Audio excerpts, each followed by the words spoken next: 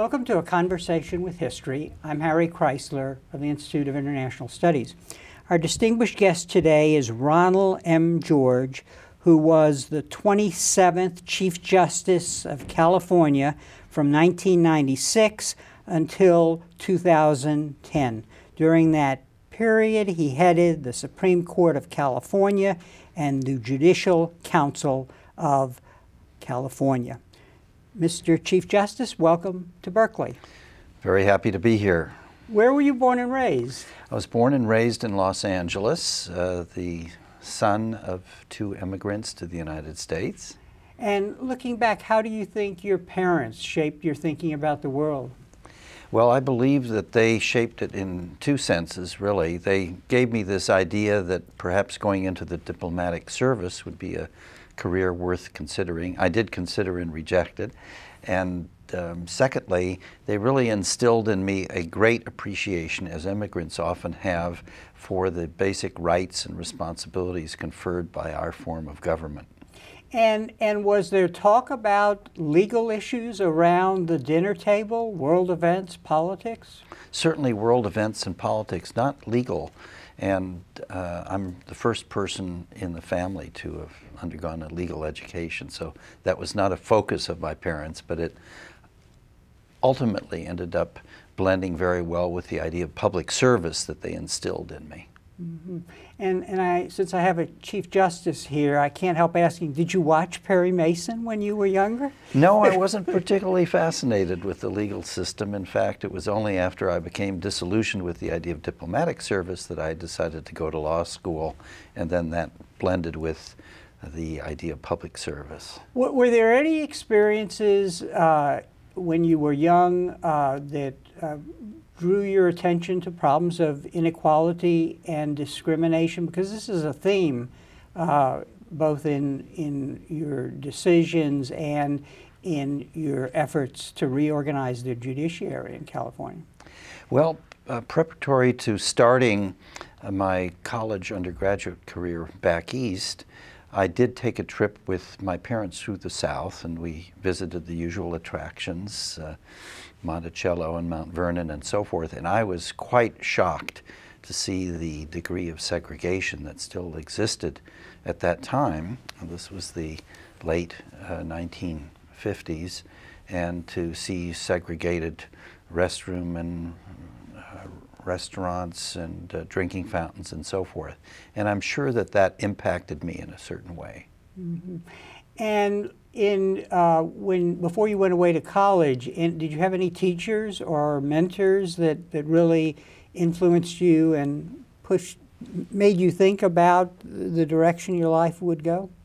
I had a wonderful high school teacher who instilled in me an interest in international affairs, and I think that reinforced my idea of going to Princeton's Woodrow Wilson School of Public and International Affairs and studying languages preparatory to entering the diplomatic service. And in fact, that was my goal until the summer between my sophomore and junior years, when traveling with a friend of mine through West Africa, and this friend was going to visit his parents who were posted in West Africa as part of the diplomatic service, I, in the course of that, decided that that was not the course of career that I wished to pursue.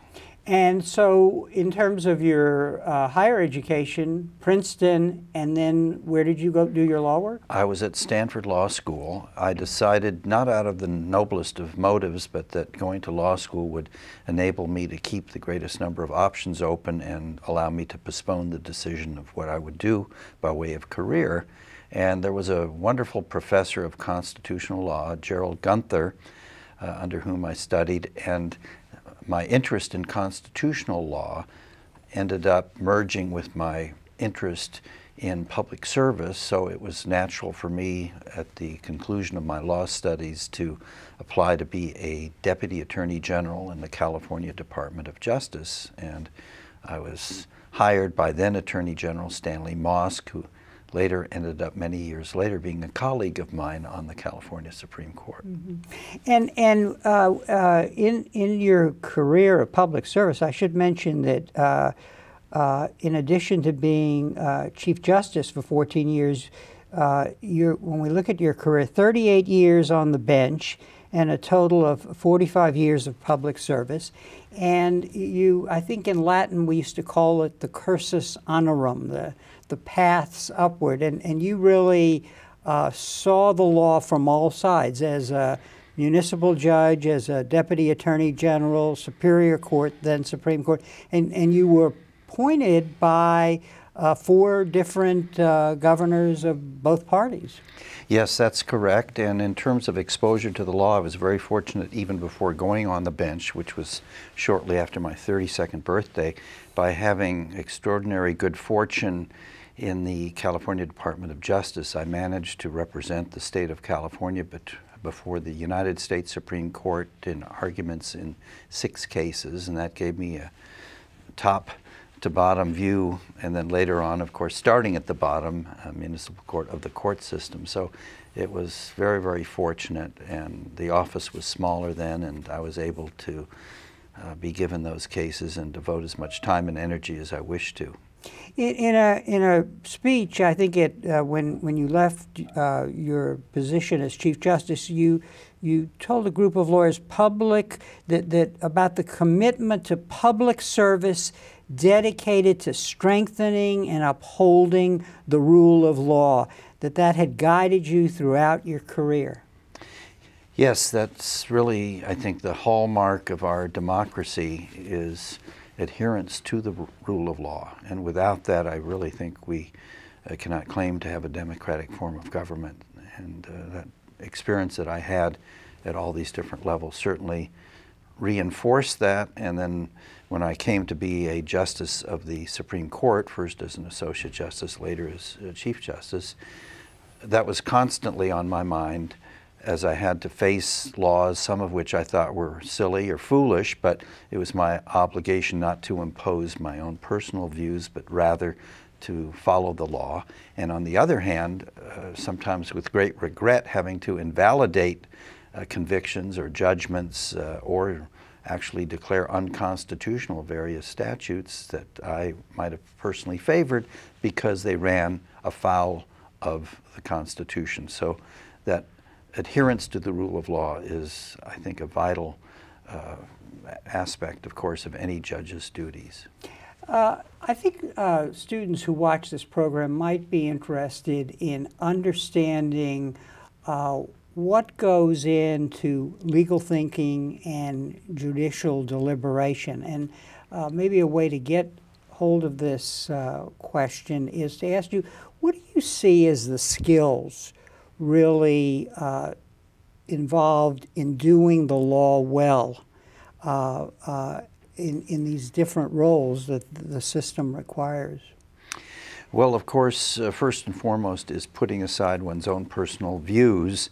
And I think as a trial judge, most judges recognize that often they have heard one side of the case and they find it very convincing, but they learn to suspend judgment until they've heard the other side, and that may flip them around in the end or cause them to take some middle course.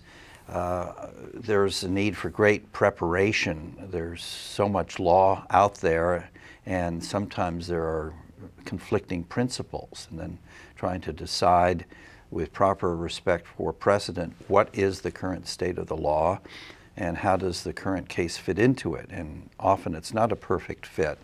So these are very, very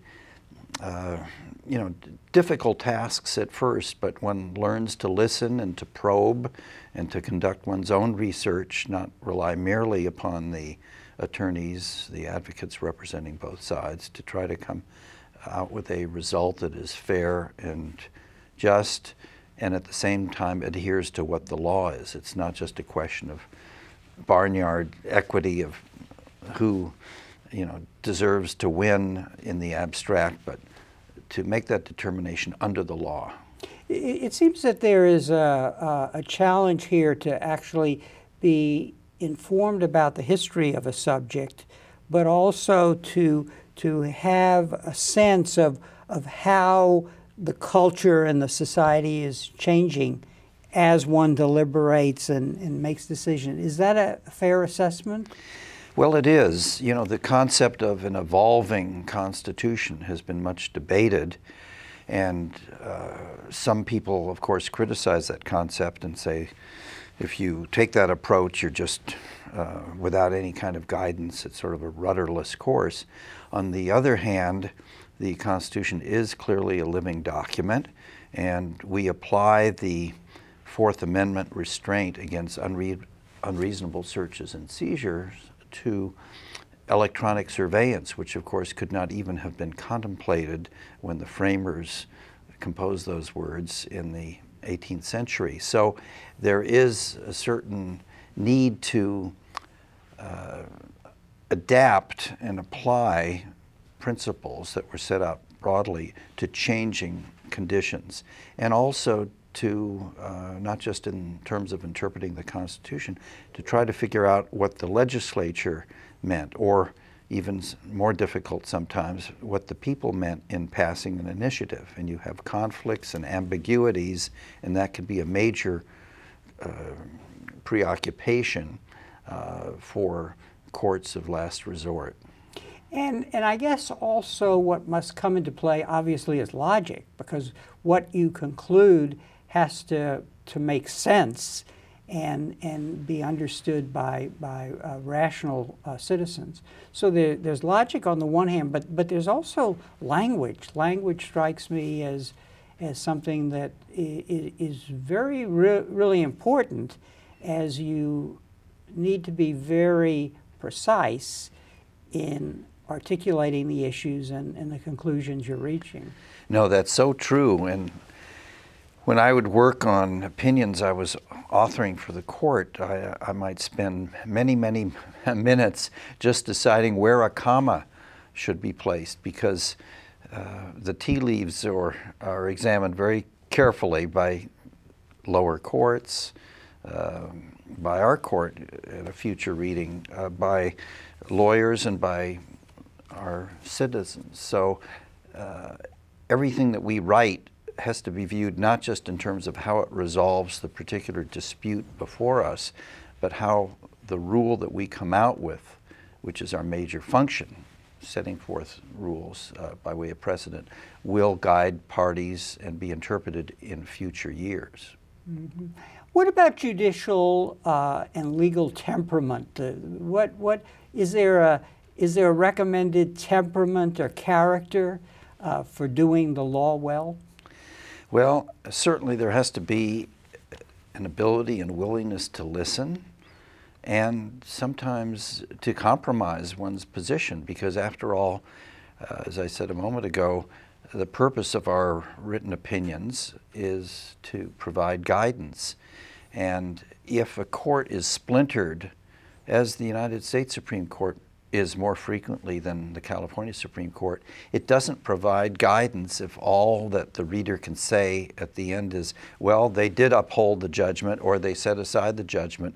We try very hard, and it's rare, it happens only every few years, maybe once or twice, that we don't have a majority of the court, that is 4 or more of the 7 justices, on the same opinion. There may be separate concurrences or dissenting opinions, but we want people to understand what is the rule that we're putting down. And to achieve that, often there are compromises. And I think that to the extent a court speaks unanimously or with fewer separate opinions, it provides much better guidance. And I always said, when I was on the court, I don't stop counting when I get to 4, a majority of our 7 justices. If I have 6 votes, including my own, and there's somebody out there who has a problem with one paragraph, if without weakening or reducing the quality of the court's opinion, I can satisfy the concern of that 7th person and bring him or her on board, I've achieved something by way of providing clear guidance to the readers of the opinion in the future. So really, as we look back on what you just said, it's really judicial thinking and deliberation is really a complex dynamic of values, of principles, of your background, of what's going on in the world, and of history, really. It is. Everybody brings his or her own experience, but on the other hand, has to put aside personal views and follow what the law is. And also, I would add to what I just said momentarily, that this function is greatly facilitated if the disagreements can be resolved agreeably, so that there isn't any personal or ad hominem difference in terms of what one justice may feel on a given issue and that of another, and to recognize the good faith and intellectual validity of competing points of view and trying to resolve those among the justices. And I think our California Supreme Court is very, very successful on that, and I think I can speak for all the justices by commenting that we were and remained good friends no matter the more contentious issues, whatever, and we kept it off a personal level. Now, as Chief Justice of California, you were not only head of the California Supreme Court, but also head of the Judicial Council. What is the Judicial Council, and what did that job entail in addition to the job of being Chief Justice of the Court? The Judicial Council of California is a body established in the California Constitution, and it is given the responsibility for the statewide administration of justice. There are matters which are and remain matters of local concern, but the basic issues, the dispensation of funding for the courts, formulating policies, rules, taking positions on legislative matters, those are matters given to the Judicial Council by way of responsibility, and the Chief Justice chairs that body and appoints the judicial members who comprise the vast majority of the members.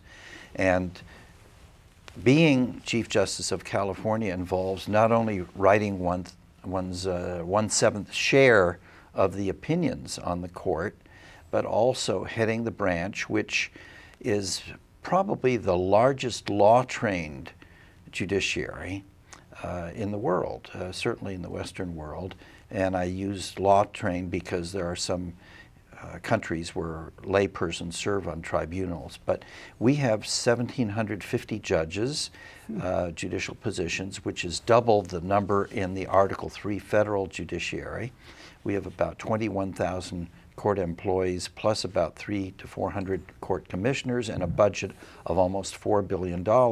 And all of that entails traveling around the state and having countless meetings with legislators individually and with the governor to resolve matters of policy and budget.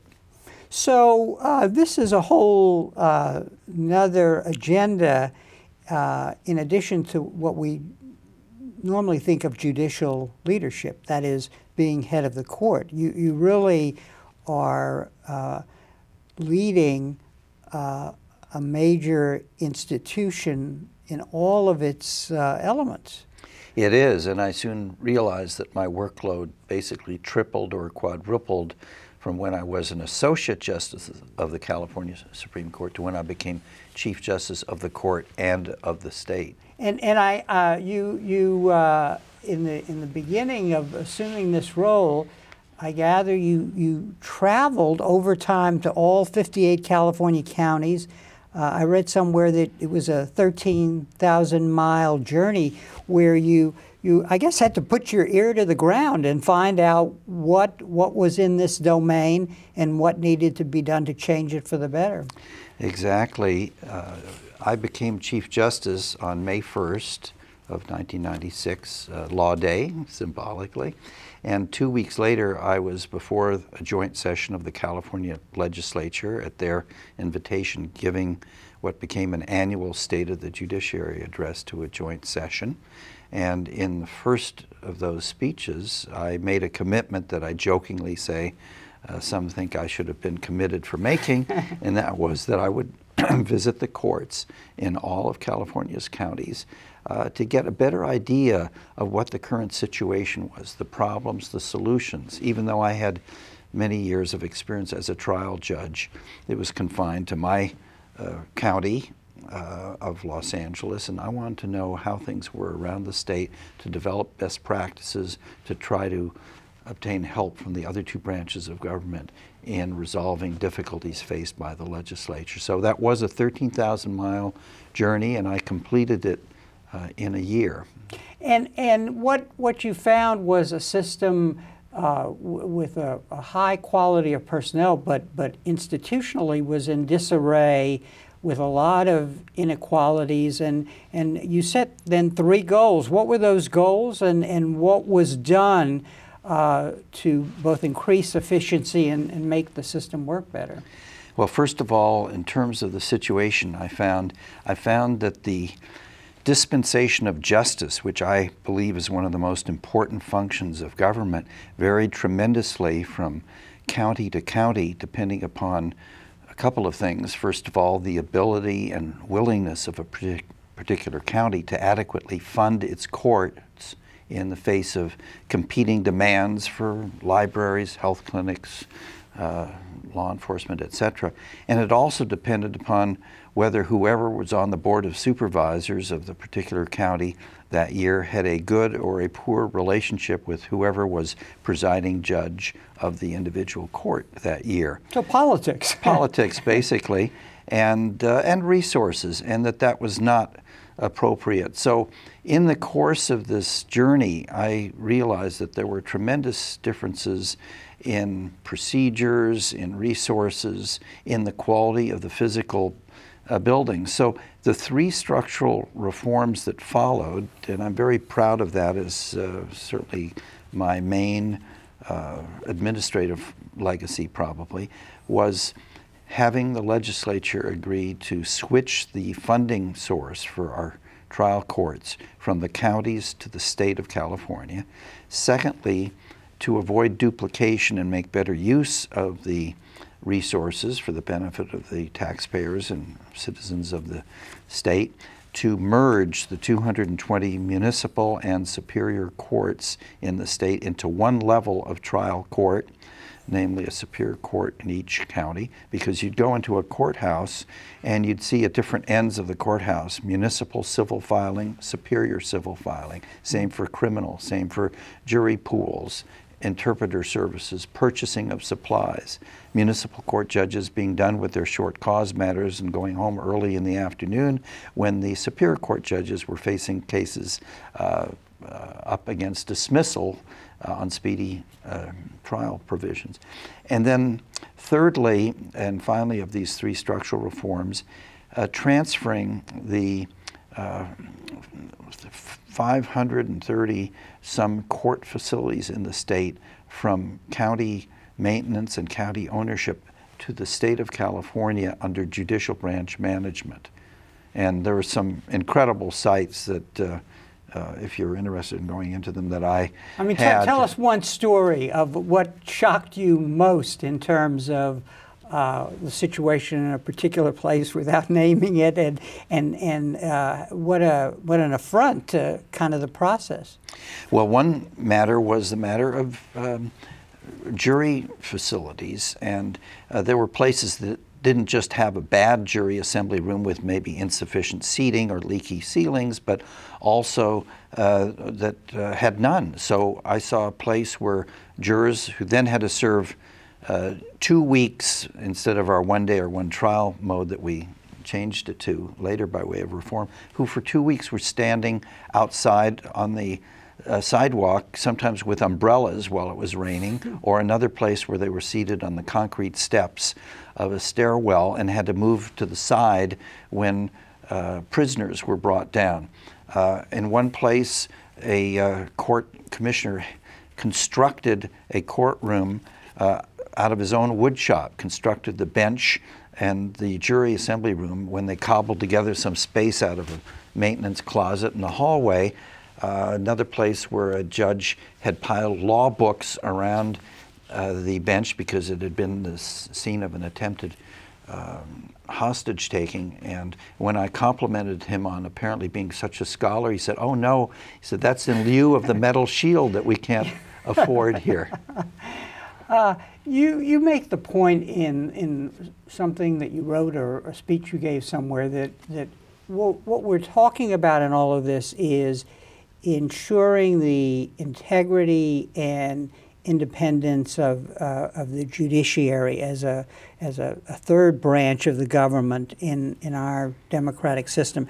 And you talk about the importance of decisional independence and institutional independence. Talk a little about that, because they really are both extremely important for the integrity and identity of the court system. To the extent that people ponder the independence of the judiciary, they usually focus upon decisional independence, which is so important. It distinguishes our country from formerly communist countries and some third world countries where they have what is called telephone justice. The government calls the judge and tells him or her how to decide a case, or there just isn't an ability or willingness to stand up to political or other pressures. It's vital, as we discussed earlier, that the rule of law be adhered to.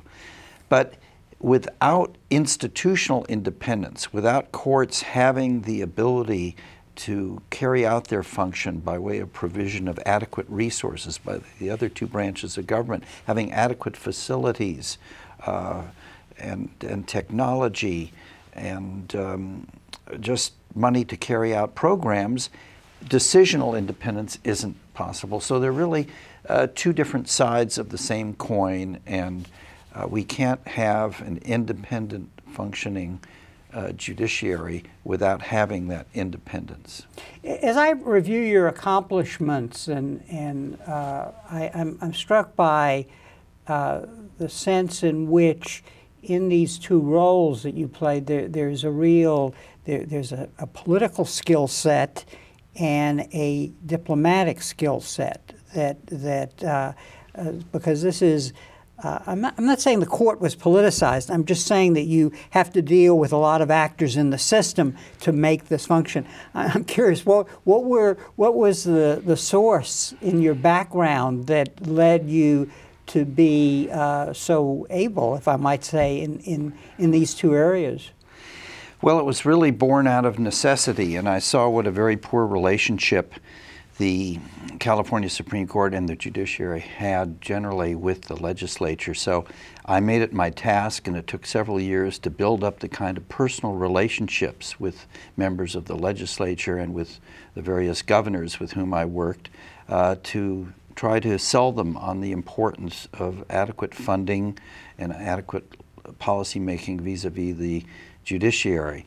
And it was difficult often to have to separate that diplomatic or administrative or political function from the decision making, because once I went up there, I was basically, as a couple of them said good-naturedly, you know, one of the more high-powered lobbyists, but lobbying for the judiciary, but really for the people's right of access to justice. And I couldn't let how I would vote on my own cases as a Supreme Court justice be influenced by whether what I would do would please or displease the legislature or the governor, who often were parties to the lawsuits that I was deciding. So it really was a pragmatic approach born out of necessity, as I say, and perhaps the diplomatic training that I aspired to earlier in my career came to some use in that function. So you became a diplomat in the judiciary as opposed to a diplomat in the Foreign Service. That's correct, and frankly, there were many disparate elements of the judiciary too. Judges are rooted in the past, maybe because we're trained to follow precedent. So a lot of these changes in structure had to be brought about with a combination of carrots and sticks in terms of judges not being always entirely enthusiastic about going ahead into the 21st century. So again, the diplomatic skills there, and I tried to also apply such skills in my role as Chief Justice on the court, just in terms of keeping the atmosphere very collegial, trying to compromise on decisions to arrive at the best result. We're talking at a time when the world is really changing in the Middle East, and we're seeing a lot of revolutions, but what is going to have to follow is institution building, especially as some of these countries develop an independent judiciary. Are there lessons here? I mean, it would seem that kind of it's really a complicated process to not only have courts that are independent, but to maintain them and fix them so they evolve over time. No, it's a very complicated process, and in that process I described of going up to Sacramento and having countless one-on-one meetings with legislators and governors, I found that I had to constantly reinforce the lesson that we have three independent, although really codependent, branches of government. And that's a concept that very disturbingly is not well understood by many Americans. And there were polls not too long ago in which adult Americans were asked to name the three branches of government, and 2 out of 3 were unable to do so. 1 out of 3 could not name even a single branch. I believe in one poll they found that more people could name the Three Stooges by name than could name the 3 branches of government. And to me this has great ramifications in terms of Americans not being aware often of their rights and responsibilities as individual citizens, let alone the functioning of their government. And perhaps even more ironically, this comes at a time when we are purporting to export our system of democracy with its focus on judicial independence and the role of access to justice in government to new or emerging nations. So if we don't really understand it ourselves, how are we in a position to export it? So I think we have to do more training in the way of civics of our high school students, especially at that level, and middle school students, and do a better job than we have been in terms of civics, and not just focus on math and science, which are crucial, but also on civics.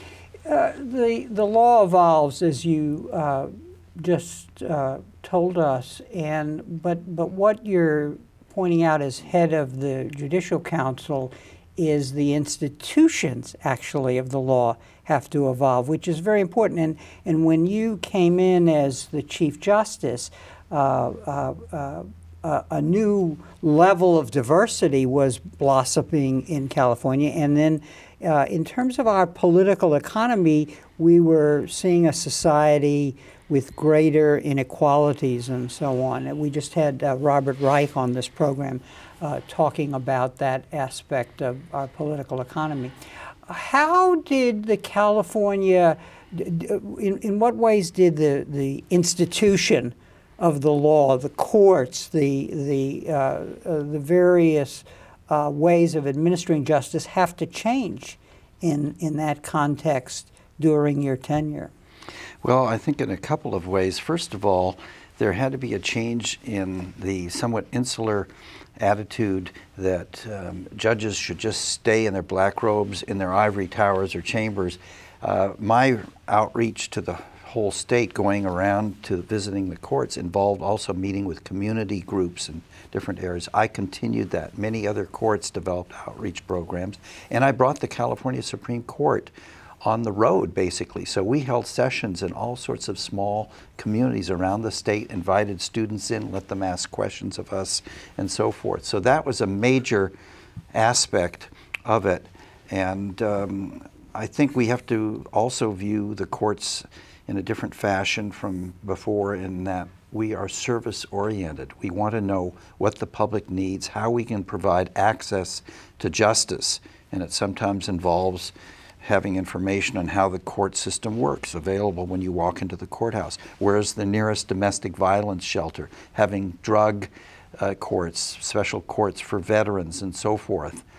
Thinking outside the box, and I think we've been very successful in California in doing that. And do you wind up then having formats other than a courtroom with a judge in robe and so on, because a lot of this is about conflict resolution and so on?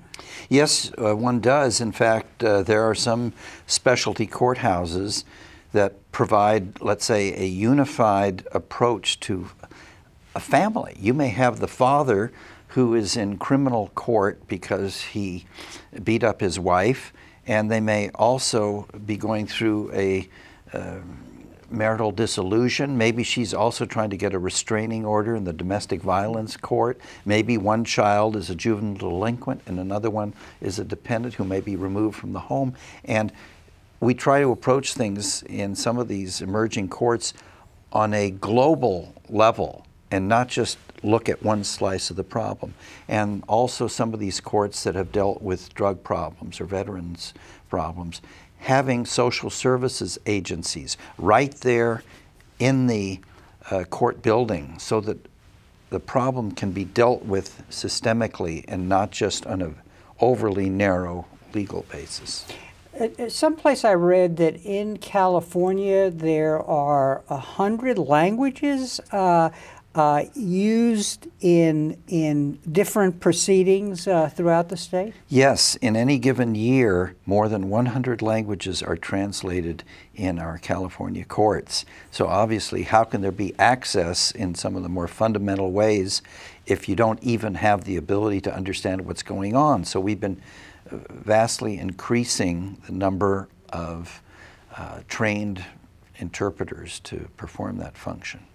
To what extent does the law in California get influenced by the cultural mores and bodies of law that immigrants bring to the state? Does that happen, and is it gradual over time, or what? Well, we have programs, a very active judicial education program in California, that take into account the rich cultural diversity of our state and that point out the need for sensitivity on behalf of judges to the different backgrounds and mores and ways of looking at things of our very diverse population. And just to give you one easy example, in many Asian cultures, it is considered impolite to more or less stare somebody in the face, to look at them eyeball to eyeball, and it's viewed as more appropriate to divert one's gaze.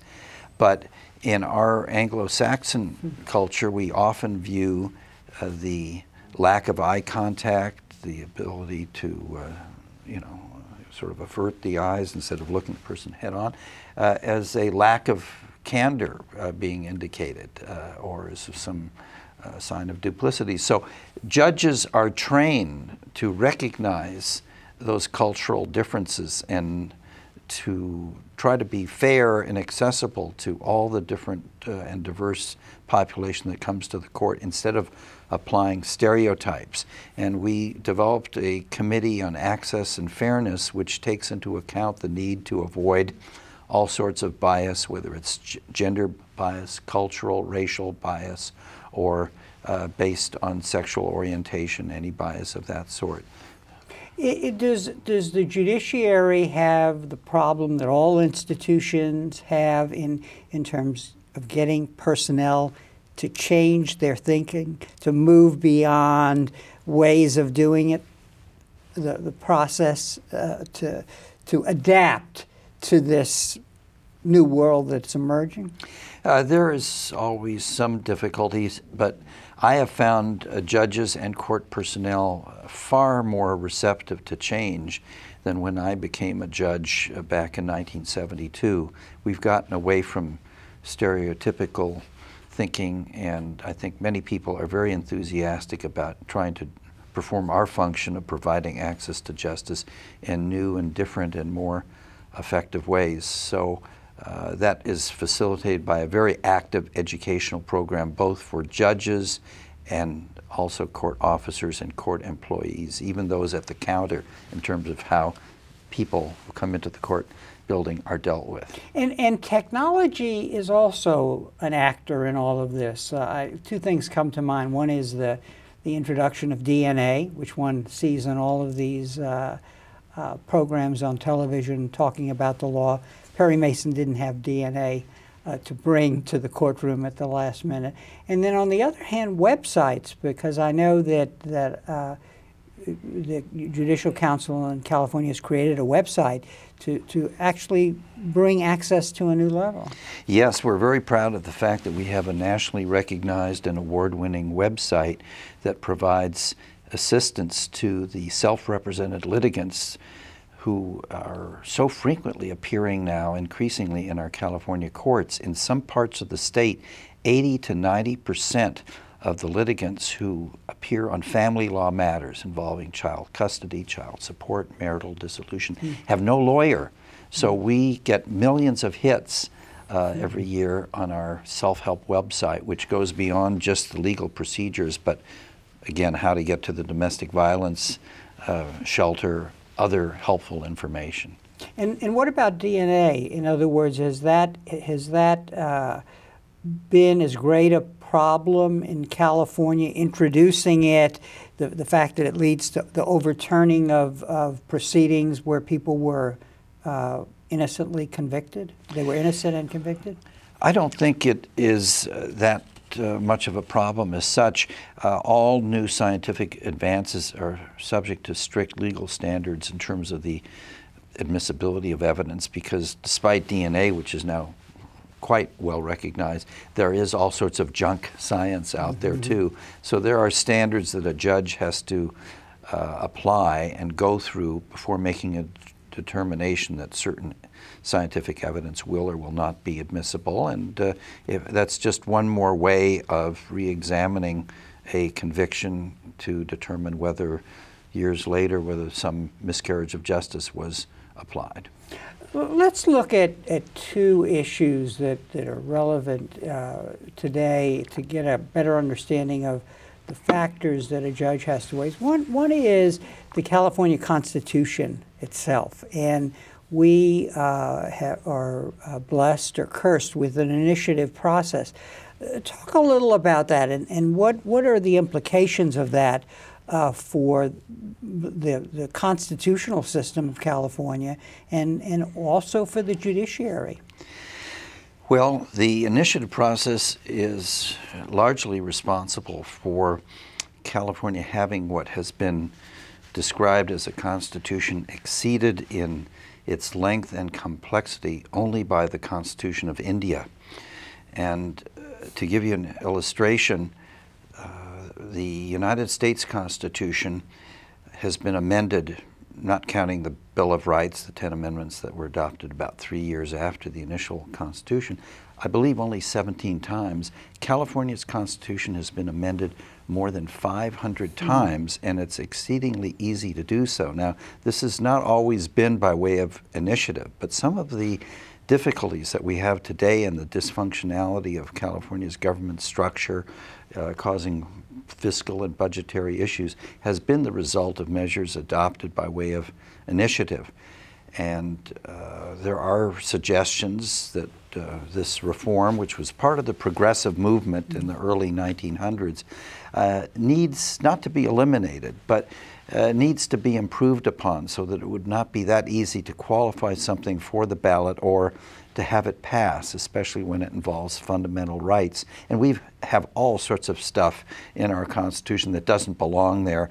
One prime example brought in by initiative is a prohibition on gill netting and catching rockfish and certain regulations that are explicitly applicable only north of Point Arguello. In my view, that does not belong in a constitution.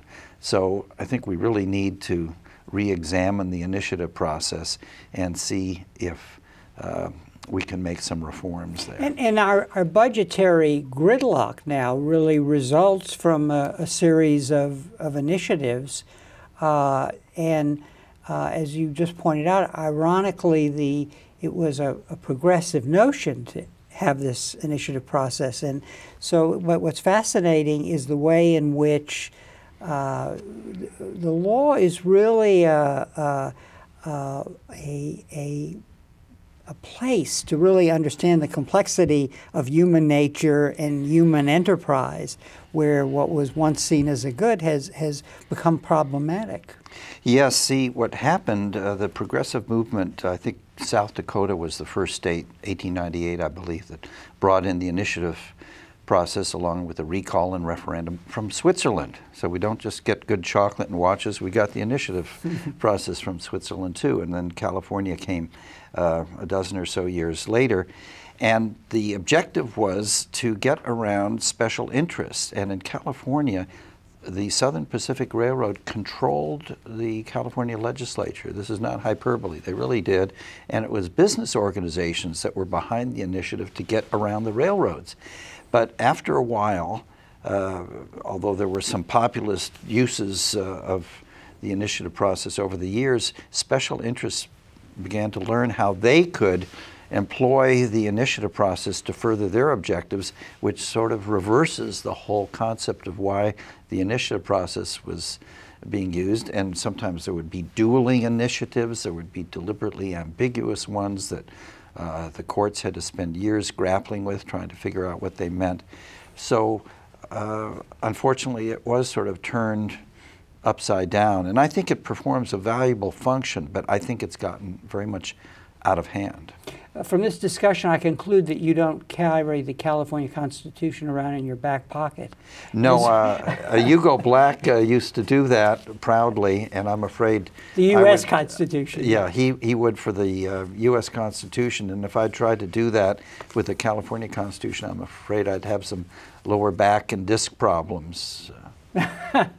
A good way to talk about the dynamic of cultural change, societal change, is the series of decisions in different parts of the political and legal system with regard to this question of gay marriage. Let's talk a little about that. And it's not so much what the decision was, but give us a sense of the complexity involved in weighing all the factors in the initial decision, in the subsequent decision, and so on. Well, there were 3 decisions that the California Supreme Court rendered, and I authored the majority opinion in each of them. And together, I think they form a very illuminating lesson in civics in the function of the 3 branches of government. The first decision, the Lockyer decision, involved whether or not an executive official of a local community, in this case the mayor of San Francisco, could take it upon himself to issue marriage licenses to persons of the same gender because of his belief that those statutes were unconstitutional. And our court held in that first decision that that was not permissible, that the remedy was to go to court, file a lawsuit if you believe the statute is unconstitutional. You couldn't just take it upon yourself to decide which laws you would or would not apply out of your own well-held, sincerely held beliefs. So a lawsuit was filed, and the trial court ruled that the statutes were unconstitutional. The Court of Appeal reversed that by a 2-to-1 vote, and then our California Supreme Court, by a 4-to-3 vote, held that the statutes were unconstitutional. That involved both a statute passed by the legislature and one passed by the initiative process. So the first decision, of course, illustrated a limitation on the executive power, the second on the legislative power. What happened then? Well, the decision in that second case, in re marriage cases, was based on the California Constitution. And the people of the state of California exercised their right to amend their Constitution. And once they did, the issue was before us at the California Supreme Court in the third case, the Strauss case, to determine whether or not there was any limitation on the people's right to amend their Constitution. And there were no issues raised under the federal Constitution by either side, so we had to base it entirely on the federal Constitution, on the state Constitution, not the federal Constitution. And we determined that lo and behold, here was the third round that illustrated a limitation on the judicial power, because the court was bound to follow the state constitution, even to the extent that it was setting aside part of our earlier ruling, because we were now faced with a different constitutional provision. So that is sort of a three-part lesson in civics all through the question of marriage that showed that the court was doing its very best with sincerely held views on both sides of the issues to try to apply the law as the justices saw it to be. And it seems that the lesson would be that if it's a republic and you've got to keep it by working at it, that people have to learn to live with the complexity of the democratic dynamic, essentially. They do, but I think when Ben Franklin issued those famous words, it's a republic if we can keep it, he could not have envisaged what would happen with the initiative process, because aside from a democracy, a republic, of course, implies the people acting through their elected representatives. And if you are governing excessively through the initiative process, you detract from the sense of responsibility of legislators, especially when they're being subject to term limits too. And direct democracy, in the sense of making so many fundamental decisions by the people directly, without the expertise and fact-finding and hearings and so forth that's engaged in the legislative process, despite whatever faults it has, is counterproductive to the idea of a republic, which implies acting not directly and putting everything to the people's vote. Are you surprised by the change in public attitudes toward public service these days? Because we've gone for, public service as the highest or one of the highest callings when you entered public service, to a time when it seems that there are groups out there that basically want government to go away. I don't know if it's just frustration.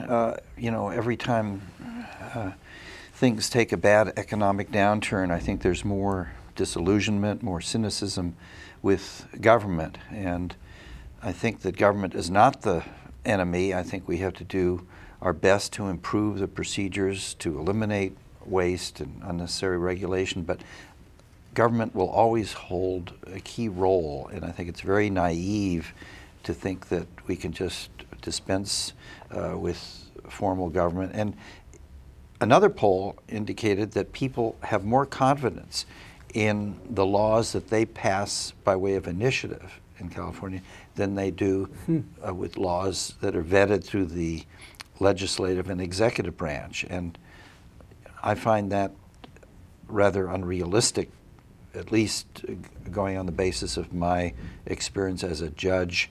And not that everything that comes out of the legislature is always a paragon of clarity, but they're much better considered in terms of fact gathering and clarity usually than the initiatives are. After this 45 years of public service, has your view of humanity and human nature, what way has it changed, and are you more optimistic or pessimistic about our future? That's a difficult situation, but I know that I have great faith in the jury system. There I can speak less equivocally, and one of the highlights in my career as a trial judge was being faced with a case known as the Hillside Strangler trial, and I refused the prosecutor's motion to dismiss the 10 counts of murder in the serial murder case and turned it over from the DA to the Attorney General. And I felt that the jury system should be allowed to run its course, and that I could not properly be a rubber stamp for either the prosecutor or the defense counsel.